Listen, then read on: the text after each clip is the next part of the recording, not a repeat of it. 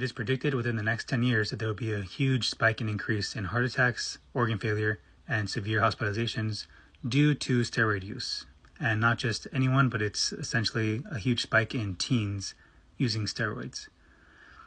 I don't know if I'm not sure what the statistics are on how many teens use them, but it's definitely prevalent when you see it on social media, especially when you see that it gets people a huge following and there's a lot of incentive aside from just trying to look good, but you gain a following, you gain monetization of your profile.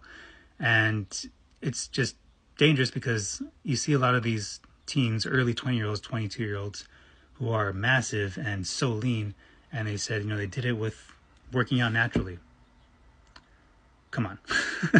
And it sucks because teenagers don't know any better, and they think it's true. So they try their best and they don't see the results. So it just leads to them hopping on gear as well too. And it's just a vicious cycle. It just continues to repeat itself over and over again because people are not being honest about how they got to the point that where they're at. And they started something that's going to be severe to their actual health in the long term at such a young age. And it's just very sad to see that this statistic may be true. And I mean, it's all due to, popularizing and making it popular and having it so prevalent in social media, especially when there's a lot of dishonesty about how certain individuals got to the point where they're at with their physique. And all just to sell their programs that anyone could find online. I mean, fitness is not difficult to understand.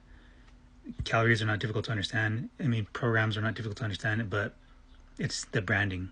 They brand themselves as Natties and, all natural, and I got like this in 2 years, and everyone knows, most people know, but the gullible are the ones who they're targeting. The gullible are the ones who are buying their products and their programs when they're just simple programs. There's nothing special about them.